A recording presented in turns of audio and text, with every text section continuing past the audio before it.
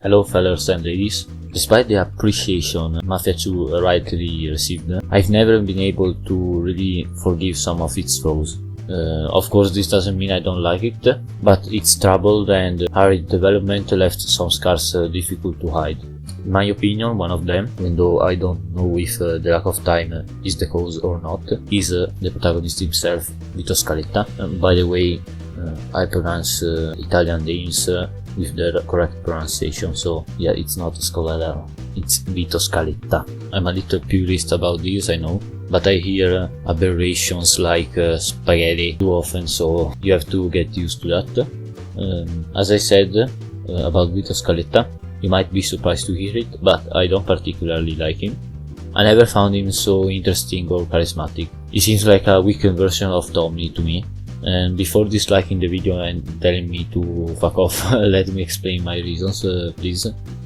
So Tommy Angelo, in my opinion, is an interesting character because in some way he does what he does because he doesn't have a choice. But in another way it seems he's right where he wants to be. For example, when Polly and Sam use him as a getaway driver, he can't do much, and the same thing can be said after the Morelos man beat him. So he was forced to get in contact with the criminal underworld, and it's after that moment he decides to remain there and use the power it could give him. His whole permanence in the Salieri's family is more of a way to escape the shitty but honest life he was living. And even though Frank selects him as the right man to replace the boss, he doesn't seem to be flattered by that. He accepts it, but that's all. And when Sarah gets in his life and they build a family, he gets clear which is more important to Angelo. Suddenly all the loyalty and respect for his former boss gets lost, also because of Salieri's betrayals of his own ideals. So Tommy finds himself in a situation where the only chance is to run. So again he doesn't have a choice, but he made his choice the moment he decided to help Polly with the bank. Tommy is not so easy to understand because he's a mixture of different kind of men. He was the regular guy having a normal job, he was the goon of the boss, he was a capo or anyway an important figure of the crime family, thirsty of blood and money, and he was also a family man. In the end, with his introspective monologue, and I'm talking about the original game, we had to understand his reasons, but Tom himself seems to be on one end repentant and regretful of his choices, on the other hand happy to have at least tried to do something with his life, instead of just being a taxi driver for the rest of his life. Of course, crime was not the right way to do it, not at all. And in fact he says he and his friends messed up. So Vito starts off with similar premises. He knows what to do from the very beginning. His father died because of some scumbags that made him work like a dog, and he knows that going to Pappalardo would reserve him the same fate. Joe is the main help to get into the crime life, but I think Scaletta would have gone in that direction even without him, because unfortunately during those times there weren't much more possibilities, at least for Italian immigrants in New York or similar cities.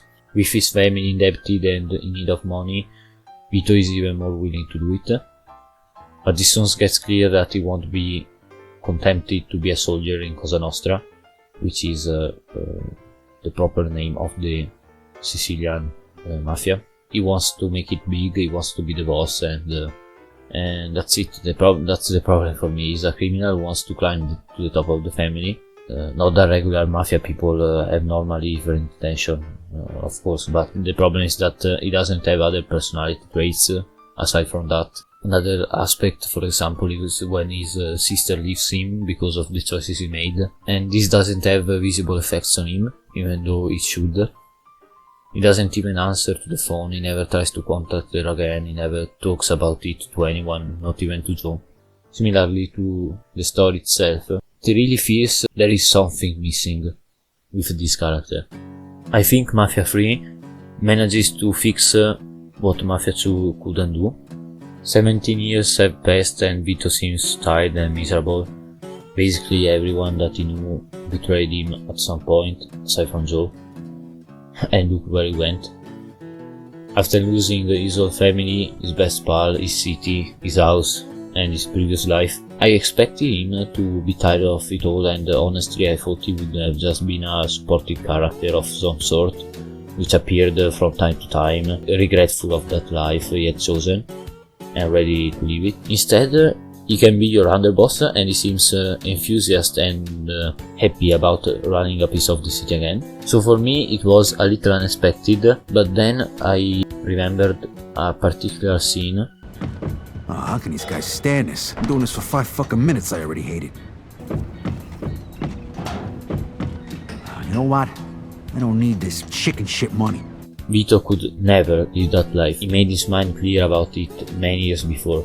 He never gave up, even after getting to prison, even after his family left him, and not even after what Leo and the Commission did to him. The thing that Mafia 3 did better than its predecessor was representing all the anger that accumulated in Vito because of all of this, and because of the years spent under Marcano's orders and his sabotage attempts. Vito passed from being a generic guy wanting to live the criminal life to a merciless, old-school gangster ready to take everything he wants. After the ending of Mafia 2, I thought Vito could have tried to leave everything behind and start a new life, but Mafia 3 made me understand he wasn't like Tommy or Lincoln. He just couldn't do it. And I'm happy to see they decided this for him, because he represents the most realistic idea of a gangster out of all the 3 protagonists. I also like the fact that in the third game we get to know how much Joe was important to Vito, and with Joe also his family. You will remember his mother's bucatini recipe. Make the right choice here and I'll whip up some fresh bucatini for you. Vito, for me, is a man not very different from Marcano. A guy who doesn't apologize and who thinks he simply deserves to be in that position. So this raw depiction of his personality and his now cold heart, for me, is a very good way to give justice to this character. And there's also the Leave Me in Bordeaux ending with him as the, let's say, the main boss of the city. And even though he doesn't speak there, it shows how his life has become bitter and empty, but at the same time how he still wanted to own a city and to be a respected and feared man. So let me know what you think. Maybe you disagree with everything I said. As always, these are personal opinions. That's it for now. Thank you for watching, and have a good day.